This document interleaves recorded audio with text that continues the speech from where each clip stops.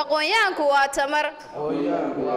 aqoonyahanku waa talo dalku uu ku taamee noqon ruux la tiigsado oo taabageli kara madashan oo si heer sare loo soo agaasimay isla markaana daarnayd kulanka isbarashada iyo bandhiga hibada waxa soo qaban qaabiyay dugsiga Waadi Salaam warka madashan ayaa lagu soo qaatay Soomaaliland ma ka maarmi kartaa waxyaabaha u soo dhoofa madashan ayaa waxa ka soo qayb galay aqoonyahanada kala duwan ee Soomaaliland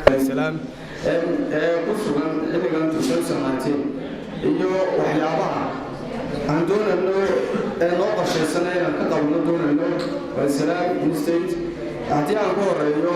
waxyaabaha noo qabsoomay muddadii aan ka ahaa gudoomiyaha aniga iyo guddida sharafta badan leh ee halkan ku sugan haddii aan qodobka koowaad soo qaato waa sida ciwaankeeda oo ka muuqata kulminta kulankan isbarashada ee u dhexeeya saddexda gareej ee ka baxay 2016 ilaa iyo kuwa ka bixi doona 2019 kulankaasi oo muddo dheer qaatay sidaan abaabulkeeda ugu jirnay taasina mid ku fiican ma aha ee waxaan leeyahay wax kastaba waxaa loo baahayay hanfog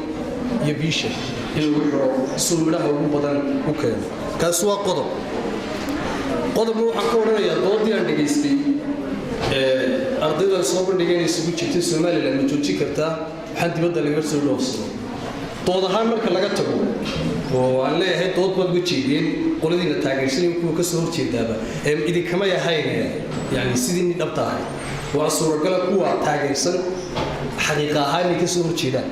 amba si aan isku wada qaadnabe keenii taageersanaa doodii keenii kara waxaan isku raacsanay inaan saxahay laakiin dooddu baan ku qurxinaynay inuu laga wajiyay markaan xaqiiqo soo dejiyo oo doodii ka imaado tiin aan inoo dhaxdahaydna aan qaadano ee ay ku wada sameeyay Soomaaliland way joojin kartaa ha wax soo saar dibadda uga imaado waana wax fudud wax adag ma waayo waxay u fududahay cid baa la leeyahay dahab samee may dahab ku jira cid baa la leeyahay tusaalahan ilaha dhulka ka soo go'a limacaanta aduu farsamee ma ilaahay waa farsamee inuu sababtu leeyahay ugu dambeyntii waxa halka ku soo afmeeray maamulaha dugsiga Waadi Salaam Axmed Maxamuud Ibrahim barnaamijkani maanta wuxuu daarnaa dhowr wajiib lahaa wajiga koowaad lahaa waxay ahayd in ay kulmaan ama ay isbartaan ardaydii luqadda Ingiriiska ka baxday 2016 ilaa iyo maanta oo aynu taaganahay 2019 ardayda doodasay waxay ka doodayeen mowduuc aad xasaasi oo ah oo aan rabo insha Allah ta'ala bal isagoo Soomaaliyo caadiyana in maanta waxaynu inaga iska soo bilowno bal wax isku daynay inaynu insha Allah ta'ala u bandhignayno soo awoodooda ay u isticmaalaan dadka maanta ama professorada jaamacadaha dhiga ama aqoonyahanada waaweyn ee dalka maxaa ka hortaagan horumarka nolosha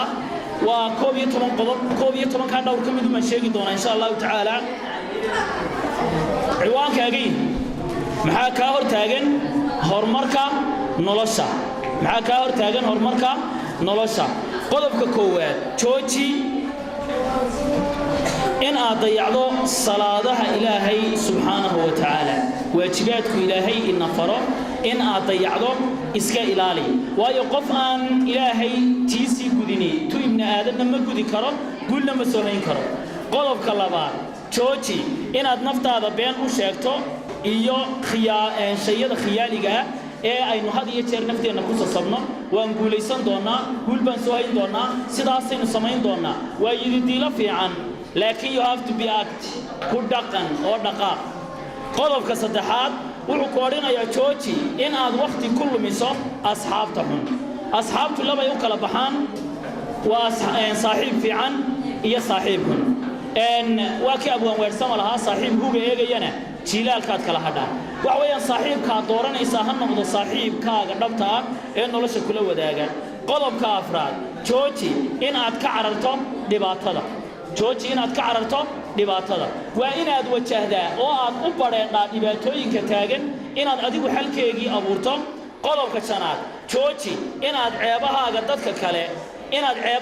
kale raadiso